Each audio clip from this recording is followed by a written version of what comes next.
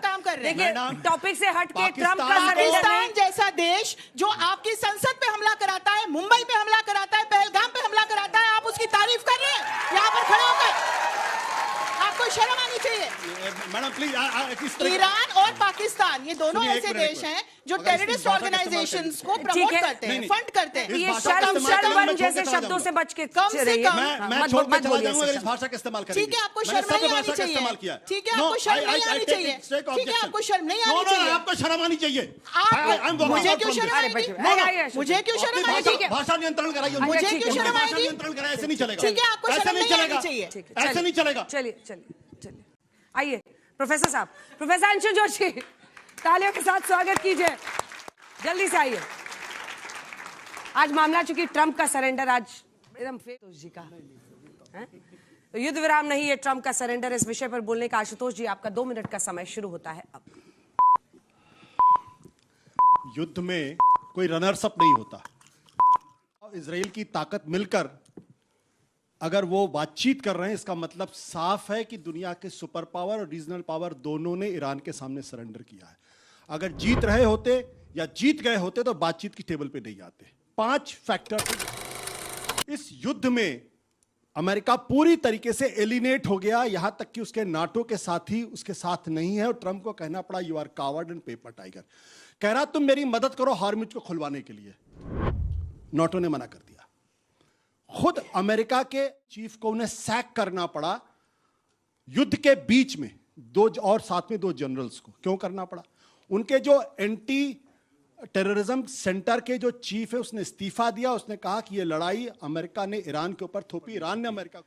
उनका vice president वो इस युद्ध के साथ नहीं है। यह हालत हो गई थी ट्रंप की इस युद्ध के दौरान। अमेरिका के सेकेंड वर्ल्ड वॉर के बाद जो अप्रूवल भी प्रेसिडेंट की इतनी बुरी अप्रूवल रेटिंग कभी नहीं थी। और चर्चा इस वक्त ये चल रही है कि अगले मिड टर्म इलेक्शंस में रिपब्लिकन्स पूरी तरीके से हार सकते हैं। और पिछले जो बैटल ग्राउंड स्टेट है और रिपब्लिकन स्टेट्स है, वहां 29 बाई इलेक्शंस में वो 29 के 29 से हार चुके हैं। यानी पॉलिटिकली इनको लगा कि मेरा सुसाइड हो जाएगा। साथ इस ऑयल का जो क्राइसिस क्रिएट हुई है पूरी दुनिया में, उसने इनको मजबूर कर दिया सरेंडर करने के लिए। और खुद अमेरिका के अंदर % बढ़ा और पर बैरल जो है पर गैलन $4 हो गया। यह स्थिति पैदा हुई आर्थिक रहो। और आखिरी बात है, जिन मिडिल ईस्ट पर आप खड़े हुए थे उन्होंने कहा कि अगर अमेरिका हमको सिक्योरिटी प्रोवाइड नहीं कर सकता है तो आप यहां किस लिए हैं? और हो सकता है आने वाले समय में उनको कह दिया जाए थैंक यू ट्रंप जी। समय समाप्त हुआ। जबरदस्त, बहुत अच्छा। युद्ध विराम नहीं, ये ट्रंप का सरेंडर है, बोलने का अगेंस्ट द मोशन। समय शुरू होता है अब। सबसे पहले तो हम ये समझें कि ये चाइनीज सरेंडर है। चल गया तो चांद तक नहीं चला तो शाम तक। अभी जब तक बातचीत नहीं हो जाती, दोनों देशों के अपने अपने जो सूत्र हैं उन पर चर्चा नहीं हो जाती, तब तक सीज फायर को हम सीज फायर नहीं मान सकते। दूसरी बात, युद्ध में जब सीज फायर होता है तो उसमें किसी एक देश को हम सरेंडर न्याय होता है। और यही वर्तमान परिप्रेक्ष्य में पश्चिम एशिया में हम होते हुए देख रहे हैं। और ये भी देखें कि 6 अप्रैल के बाद जब ट्रंप ने धमकियां दी कि पूरी तरह से ईरान को बर्बाद कर देंगे, तब अराक्ची की तरफ से हाँ हम स्ट्रेट ऑफ हॉर्मुज को इमीडिएटली कंप्लीटली खोलने को तैयार हैं, तब जाकर के सीज फायर को ट्रंप ने अनाउंस किया। तो इसे हम अमेरिका का सरेंडर कैसे मान सकते हैं? भगवत गीता के अध्याय 2 में यदि हमें युद्ध को समझना हो तो श्लोक 31 से 40 तक पढ़ते हैं, तब समझ आता है कि युद्ध धर्म के लिए, न्याय के लिए लड़ाया जाता है। लेकिन पश्चिम एशिया में स्थिति बहुत घालमेल है, बहुत कॉम्प्लेक्स है, तो हम किसी एक देश को जीता हुआ, हारा हुआ या ब्लैक या व्हाइट स्पेस में रख करके नहीं देख सकते। वहीं जब हम अर्थशास्त्र में कौटिल्य को पढ़ते हैं तो पता लगता है कि युद्ध के अलग अलग विराम बिंदु और अलग अलग चैप्टर्स होते हैं। तो ट्रंप ने किया यह है कि एक टैक्टिकल पॉज लिया है, he is buying out the time. और इसके साथ साथ वो करना ये चाह रहे हैं कि स्ट्रेट ऑफ हॉर्मुज को कंट्रोल करते हुए फिर जो रिजीम चेंज कराने को लेकर के इस युद्ध को शुरू किया था, उस उद्देश्य में सफलता प्राप्त कर सके। पार्शियली उन्हें मिल चुकी है, क्योंकि खामेनेई को पहले ही दिन अटैक में एलिमिनेट करा दिया गया, जो अमेरिका की बहुत बड़ी जीत है। इसके अलावा आप देखें, ईरान की सारी न्यूक्लियर साइट्स तबाह हो चुकी हैं, इंफ्रास्ट्रक्चरल साइट्स तबाह हो चुकी हैं, हजारों की संख्या में वहां पर लोग मारे गए हैं, जिस तरह की तबाही मची है। तो ऑल इन ऑल कोनारक आप नेवल बेस को देखें, वो पूरी तरह से अमेरिका ने तबाह कर दिया है। तो ऑल इन ऑल जब आप देखते हैं तो ईरान का सबसे ज्यादा विनाश हुआ है। जो कॉस्ट बेयर कर रहा है वो ईरान कर रहा है, और इजराइल ने अभी तक लेबनान पर हमले रोके नहीं हैं। तो हम ये भी मान के चले कि जो हम इजराइल और अमेरिका को एक साथ पैरेलली देख रहे हैं, ये कुछ ना कुछ सोच करके दोनों देश इस तरह से एक गुड कॉप एक बैड कॉप वाली सिचुएशन में गेम खेल रहे हैं। तो सीज फायर की टेबल पर, डिप्लोमेटिक टेबल पर जब तक बातचीत नहीं हो जाती तब तक, और बिंदु सामने नहीं आ जाते, और तब भी हम ये बिल्कुल नहीं मान सकते कि अमेरिका ने सरेंडर किया है। ये समय समाप्त हुआ। वाह, मिडिल ऑर्डर ने भी जबरदस्त पारी खेली है। कोई सवाल आप दोनों का? कोई सवाल? जल कुलकर्णी इनके लिए कि जैसे पहले वाले वक्ता ने भी कहा कि मध्यस्थता जो के बारे में बात की कि पाकिस्तान ने मध्यस्थता की। पाकिस्तान ने मध्यस्थता तो नहीं की, वो कबूतर होता है ना जो चिट्ठी दे करके आता है और वापस लाता है, वो बात की पाकिस्तान ने। तो मध्यस्थता अलग चीज होती है और सिर्फ चिट्ठी देनी और वहां से क्या जवाब लाना वो बात अलग होती है। तो ये बहुत जरूरी है। कट कॉपी पेस्ट मध्यस्थता हम कह सकते हैं, पाकिस्तान की कट कॉपी पेस्ट मध्यस्थता हम कह सकते हैं। हम सभी ने पाकिस्तान के प्रधानमंत्री का ट्वीट पर वो संदेश पढ़ा था जो एज इट इज ड्राफ्ट को पेस्ट कर दिया गया था। मुझे लगता है कि हम पाकिस्तान को एक ऐसी पूर्वाग्रह की नज़र से देखते हैं कि सच्चाई भी हमसे देखी नहीं जाती, और चूंकि पिछले 10-12 सालों जिस तरीके से इस देश का मानस बनाने की कोशिश की गई है उसमें हम एक खास नज़रिए से देखते हैं। हम अपनी खिसियाहट को जो है वो दूसरे को ऊपर कोशिश करते हैं। आज की तारीख में हकीकत यह कि पाकिस्तान पूरी बातचीत का पिवट है। जिस पाकिस्तान को हम और भारत सरकार लगातार एक आतंकवादी देश के तौर पर पेश करने की कोशिश करती रही, हमने डेलीगेशंस भेजे दुनिया को समझाने के लिए, वो पाकिस्तान इस बातचीत में अगर कबूतर भी है, मैं तो पहले तो मैं इस बात से पूरी तरीके से असहमत हूं, अगर कबूतर भी हो, पिवट है इस पूरी बातचीत में, तो कम से कम हमें इतनी सच्चाई तो एक्सेप्ट करनी चाहिए कि आज की तारीख में हमारी जो भूमिका थी वो पाकिस्तान के पास है। भारत की उसको विदेश आतंकवादी नीति देश में, मानने के लिए तैयार नहीं है। भारत की विदेश एक नीति मिनट में, मैडम मैंने आप बीच में नहीं बोला जी।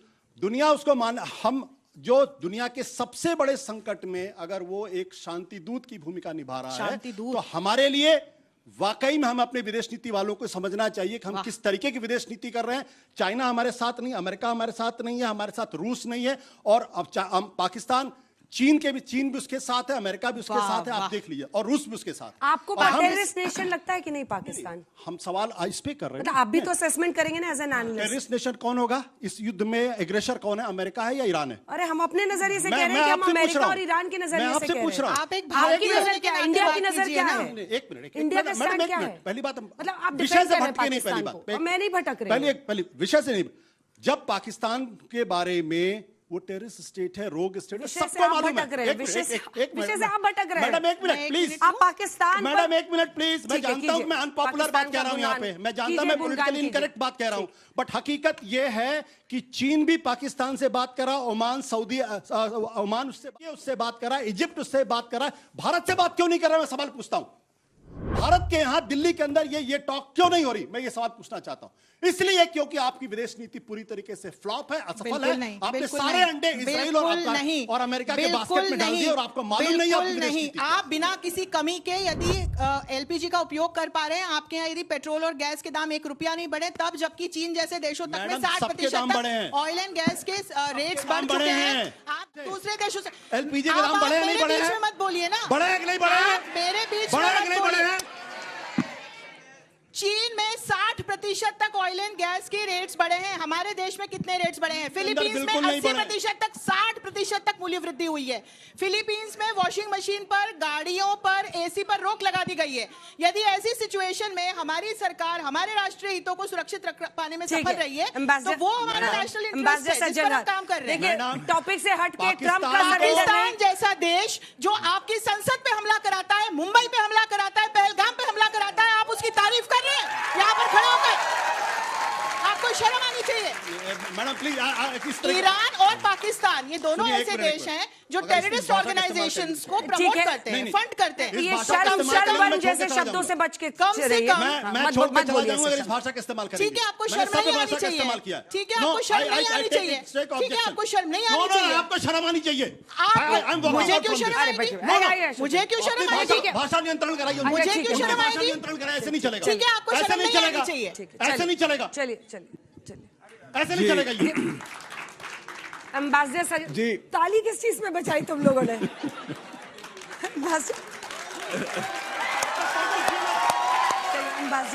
अंजना जी, पहले तो जो इसके ऊपर विषय के ऊपर बोला गया, दोनों हमारे वक्ताओं ने, मैं उनको मुबारक देता हूं, उन्होंने विषय के ऊपर रहे और विषय के ऊपर बोला और बड़ा अच्छा बोला। उसके बाद में जो बातचीत होनी शुरू हुई, जो भारत की विदेश नीति क्या है, वो मेरे ख्याल से आउट ऑफ सिलेबस है, आउट ऑफ कॉन्टेक्स्ट है वो वाली, बिल्कुल। और अगर उसको देखा जाए तो भारत की, अब जैसे इन्होंने कहा, भारत की विदेश नीति बड़ी सफल रही है।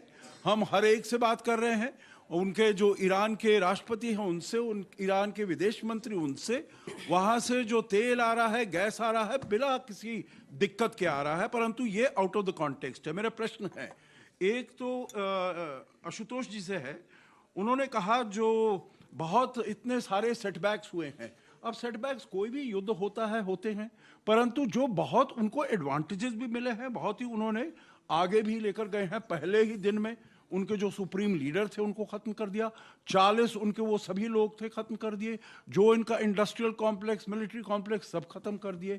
तो आप नहीं कहेंगे जो ये ड्रॉ है, not a surrender but definitely a draw, तभी सीज फायर? मुझे दूसरा प्रश्न इनसे भी पूछने दीजिएगा। मैं भूल जाऊंगा नहीं, अरे मैं याद करा दूंगा, आप चिंता मत करिए, मैं याद करा दूंगा से। देखिए अंशु जी, आपने कहा जो गीता क्या कहता है, जो धर्म को न्याय के लिए उसमें हम युद्ध करते हैं। क्या आप समझते हैं जो अमेरिका का जो युद्ध था ईरान के विरुद्ध, वो धर्म और न्याय को आगे ले जाने के लिए खाली तेल के लिए था? अगर रिजीम चेंज का आपने, मैं इस युद्ध के 4 मकसद थे जो इजराइल और अमेरिका के दिमाग में बिल्कुल स्पष्ट थे। पहला, रिजीम चेंज। क्या हुआ? बिल्कुल नहीं हुआ। दूसरा, उनके न्यूक्लियर आर्सेनल्स को खत्म किया जाए। बिल्कुल नहीं हुआ, कहीं रेडिएशन का कहीं कोई सबूत नहीं है। तीसरा, उनके बैलिस्टिक और लॉन्ग रेंज मिसाइल को खत्म करना। क्या वो खत्म हुआ? कहीं इस बात का सबूत नहीं, बल्कि अमेरिकन इंटेलिजेंस की रिपोर्ट साफ तौर पर कहती है कि 50% से ज्यादा अभी भी उनके पास असलहे हैं और 45,000 से ज्यादा ड्रोन उनके पास है। तीसरी बात। चौथी बात जो इंपॉर्टेंट बात है कि जो बार बार हम ये कह रहे हैं कि ईरान को हमने कब्जा में कर लिया, बल्कि ईरान ने स्टेट ऑफ हार्मुज को वेपनाइज करके पूरी दुनिया को यह बता दिया कि आप एसिमेट्रिक वॉरफेयर करके आप अमेरिका जैसे कंट्री से लड़ सकते हैं। कौन सा मकसद पूरा हुआ मुझे तो पता नहीं, कौन सा मकसद पूरा हुआ? जबकि आप 26 फरवरी को जब ओमान की बातचीत, ओमान के माध्यम से बातचीत हो रही थी, अमेरिका, ईरान इस बात के लिए तैयार था कि अपने जो न्यूक्लियर आर्सेनल्स हैं वो एक तरीके से उसको सरेंडर कर देगा। अब आप उनकी बात का जवाब। वैकेंसीज हैं, पाकिस्तान शांति दूत बन गया, इतना बड़ा लक्ष्य हासिल। एक मिनट मैडम, पाकिस्तान को लेकर हमारे अंदर नफरत आपसे ज्यादा है। लेकिन कृपया आप ही बड़ाई कर रहे थे ना, आप ही बड़ाई कर रहे हैं। नहीं, हम तो पाकिस्तान और शांति दूत एक लाइन में सुनने को तैयार नहीं। अब देखिए, मुझसे लड़ लीजिए, आपके साथ यही प्रॉब्लम है। नहीं, आप please stick to the topic. Madam, एक बात समझ लीजिए आप, कि आप अगर हम इतिहास की तथ्यों के आधार पे व्याख्या नहीं कर सकते तो हम हमेशा आंख मूंद देंगे और हमेशा कुएं में गिरेंगे। ठीक है, चलिए। बाकी न्याय और उसकी लड़ाई थी जी। बाकी के जो भी मकसद या उद्देश्य हैं या जो अमेरिका के राष्ट्रीय हित हैं, उससे परे अब मैं यदि ईरान को एज ए नेशन देखूं और जिस तरह से हूती, हिजबुल्ला और हमास जैसे आतंकवादी संगठनों को लगातार पल्लवित पोषित कर रहा था, जो अमेरिका के 10 सूत्र हैं उसमें से एक सूत्र भी है कि इन प्रॉक्सीज को ईरान हेल्प करना, फंड करना बंद करे। इन्हीं में से एक हमास ने 7 अक्टूबर 2023 को इजराइल पर हमला करके इस युद्ध की शुरुआत की थी, जिसमें 1500 बच्चियां मारी गई थी। तो हम जब भी ईरान में बच्चियों की मृत्यु पर बात करते हैं तो इजराइल में जो 1,500 महिलाएं और बच्चे मारे गए थे उनकी भी हमें बात करनी चाहिए। तो आतंकवाद के खात्मे के लिए और उस ईरान में रिजीम चेंज करने के लिए जहां पर महिलाएं सड़कों पर थी और जो भारत के कश्मीर को पाकिस्तान का हिस्सा बनाता है, कहीं ना कहीं हम सबके लिए फैक्ट जानना जरूरी है कि यहां पर धर्म और न्याय चिंतन में चले। देश के अंदर लोकतंत्र की रक्षा कर रहे हैं, बाहर के बारे में बात कर लेंगे। हमको ये लगता है कि देखिए, 2 लोगों का प्रेम विवाह हो या अरेंज्ड मैरिज हो, मैरिज हॉल वाले को क्लेम नहीं करना चाहिए कि हम करवा रहे हैं। तो पाकिस्तान इसलिए है क्योंकि वो होस्ट कर सकता है, भारत होस्ट नहीं कर सकता, वो चीन भी नहीं कर सकता, ऑस्ट्रेलिया भी नहीं कर सकता, जर्मनी भी और नहीं कर सकता। ऐसा होस्ट कर रहे हैं कि 253 लेबनान के लोगों का खून उनके हाथों पर है, क्योंकि इजराइल ने तो युद्ध विराम माना ही नहीं। क्रेडिट आपको देना पड़ेगा पाकिस्तान को कि उसके यहाँ हो रहा है, वो कूटनीति में है। पर एक ही बात बोलूंगा कि कासिद का फंसाने में जिक्र है, लेकिन कासिद इस फंसाने का किरदार नहीं है। क्या बात है, क्या बात है, वाह वाह वाह। चलिए।